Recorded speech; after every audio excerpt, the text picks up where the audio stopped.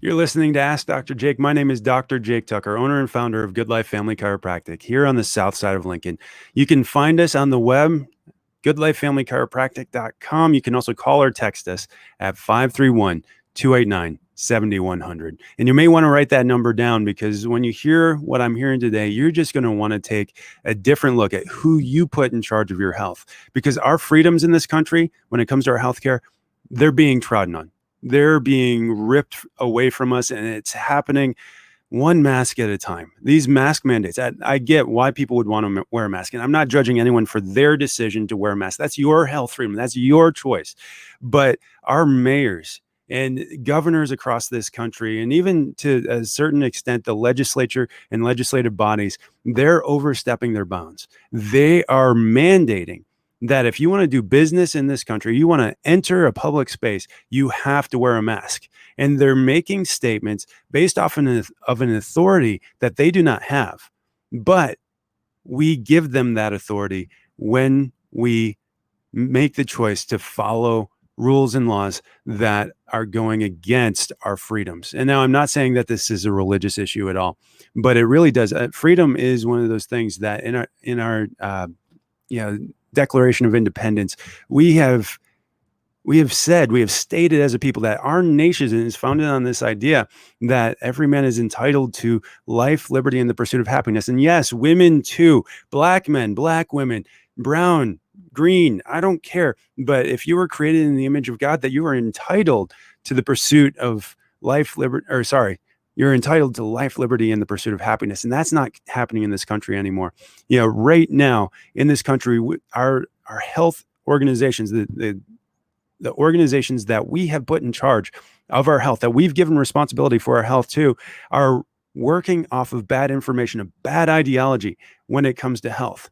And I was just reading in Forbes the other day, they want us to stop thinking about this thing.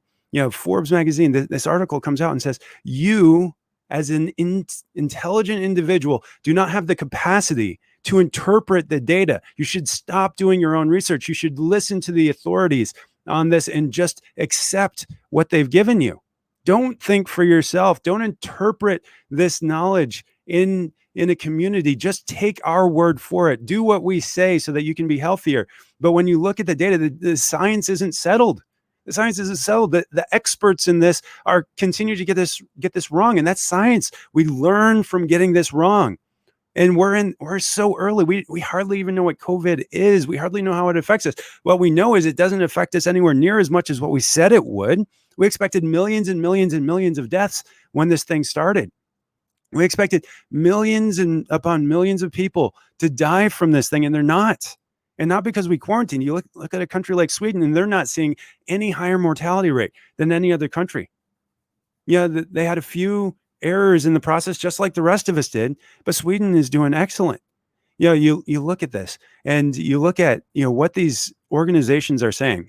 What is the Centers for Disease Control say? Because they're the experts in infectious disease. Well, first off, they didn't know. Right? They didn't know it was coming. They weren't prepared. They were preparing for possible pandemics and possible outbreaks. They know about corona type viruses. And they said, well, we should probably just keep everybody away from each other because that's a good way to keep people from spreading infectious disease. Well, in the germ theory model the germ theory states that it is the germ that is responsible for the illness that you get. If you're exposed to a germ, then you'll get sick. And that's only partially true. And it's only true some of the time. In fact, we know this because if we expose a classroom full of kids to measles, only a small percentage of those kids will get measles.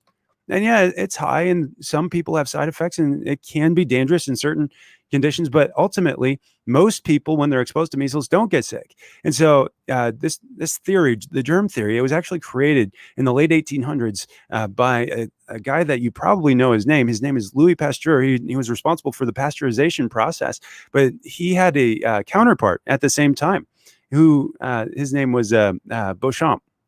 And Beauchamp said that no, it's not the germ that creates the illness. The germ just establishes what the parameters of the illness are going to look like. What creates the illness is how healthy the host is. Healthy hosts don't allow germs. It's kind of like where do rats go and where do buzzards go? they go to piles of garbage. They go to carcasses. They go to dead bodies, things that aren't living, things that aren't expressing health. That's where this sickness, and this is where this disease, and this is where all this goes. It doesn't come up on its own. It doesn't come up just because a germ is there. In fact, you look at something like E. coli, that's present in every single one of our digestive tract. It's in feces, but it's in a healthy digestive system. It's not infecting us. It is there because it has a healthy role in the intestinal tract. You look at some of these different things like the Streptococcus strain of bacteria that we find in virtually every single person's upper respiratory tract. But in sick people, they get ill from strep. They get strep throat because it's an unhealthy environment where this Streptococcus bacteria was allowed to propagate. And it goes back to this definition of health. And if you listen to me every single day, you probably have heard me talk about this. We don't know what health is. We don't know what health is. We assume because we have symptoms that we're sick. That's not the case. You can be sick and asymptomatic. We see this every single day. Heart disease.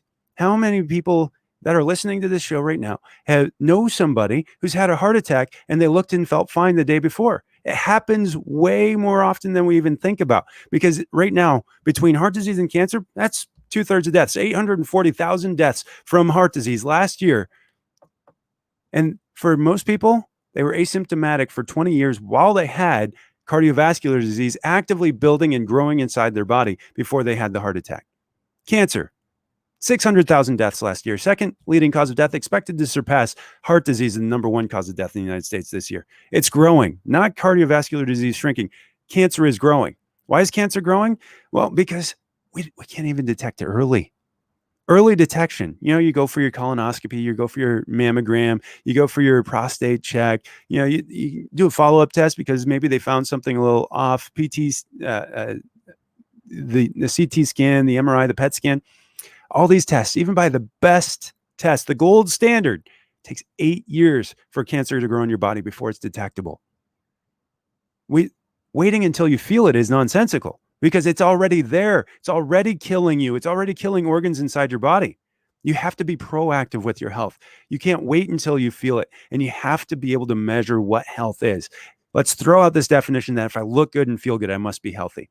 No, feeling bad, it can absolutely tell us that something's wrong, but usually it's too late. Usually you've lost over 40% function before you feel a symptom, and that can happen instantaneously. You can be driving down the road and hit a semi from the back going 70 miles an hour, and you will feel that dysfunction. It goes from 100 down to almost 0, depending on how hard you hit that semi. But you don't have to feel it. And when you're talking about cardiovascular disease, when you're talking about immune system problems, immune reactions, you're not talking about a fast change. You're talking about a slow change that happens years based off of the decisions that you make. Every decision that you make every single day makes a difference for how healthy or how sick you are. You're eating sugar, that's making you sicker. You're eating too much bread, especially white processed grains, it's making you sicker. You're eating denatured fats, not just fats, but denatured fats, inflammatory fats, it's making you sicker. Are you eating healthy food? You're eating food coming out of the garden. You're eating green food. You're eating your rainbow, not taste the rainbow. You're eating the rainbow in vegetables. You're eating the rainbow in fruits. You're eating animal products that are coming from natural sources, grass-fed sources, free-range sources. That's building health in your body. It's giving that intelligence. You're getting adjusted. You go to your chiropractor. He finds the interference in your central nervous system. He removes it by adjusting your spine. You're getting healthier. You're getting a massage. You're going out and you're exercising. You're getting increased blood flow to every organ, cell, and tissue in your body. You go and let's say you go in a hyperbaric chamber because you want to get more oxygen inside those cells. It makes you healthier. Those are choices that you make you healthier. So you get a good sleep at night. Let's say you get 8 to 10 hours. That's fantastic. It's making you healthier. You get 6 hours. That's making you sicker. You get less than 6 hours, you're getting less and less healthy. It's actively building disease. If you're not able to get more than 6 hours at a time, guess what you have to do? You have to take a nap. Your body has to rest. You heal when you rest. If you're not doing these things, if you're not actively making choices to get healthier, you're actively getting sicker. And if you are dealing with symptoms, it doesn't matter how much medication you're taking, you are actively getting sicker. If you're getting a surgery to get tissues removed, guess what? God put those tissues in your body for a reason. There's no artificial replacement that's going to make you healthier. Yes, it may save your life in a moment, and there's a time and a place for those medications, and there's a time and a place for those surgeries. But by not being proactive with our health, by waiting until a surgery is necessary, by waiting until a drug is necessary, you are making the choice to actively get sicker, to shorten your life expectancy, to shorten your lifespan, to shorten your life quality, robbing yourself, robbing your family of the God-given potential that you have to fulfill what God has for you in this life. Jeremiah 29:11 says, "For I know the plans I have for you, declares the Lord, plans to prosper you and not to harm you, plans to give you hope and a future." What do you think the CDC is saying about making yourself healthier? No, they say isolate yourself, wear one of these freaking masks and isolate yourself, get yourself away from people, don't let yourself be in contact with any germ. Never mind that you're actually more germ on the inside than is around us. You're more germ on the inside than you are human cells. You need those germs in order to be healthier. The people that are exposed to more germs end up healthier. The people that have more diverse exposure to more germs end up with a healthier, more diverse, stronger immune system. It's nonsensical. These are the people that are saying, go back to the dark ages. Let's go back to the dark ages. Let's just trust with inherent authority these institutions and government organizations. The dark ages, what they did, they shut down Galileo. They said, no, there's no way that the earth can't be the center of the universe.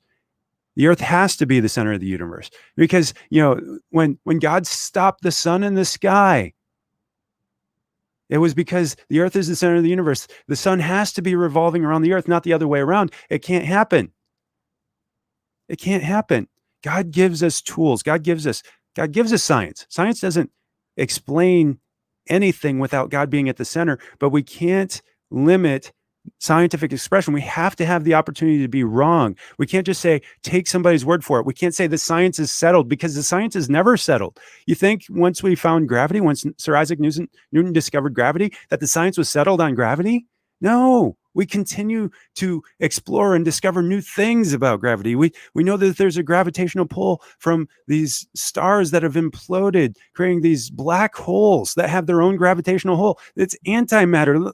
Look, we are still exploring these different theories, the theory of relativity. All these things need to be explored. Safety studies. Right now, the safety studies surrounding these new vaccines. You want to get this new COVID vaccine? Guess what they've done? They've removed all placebo testing. They've fast-tracked it. Normally, it goes through 3 stages of safety testing. Now it's just going through 2. Safety tests are being completed after 2 days. If you don't have any side effects after 2 days, this is a safe test.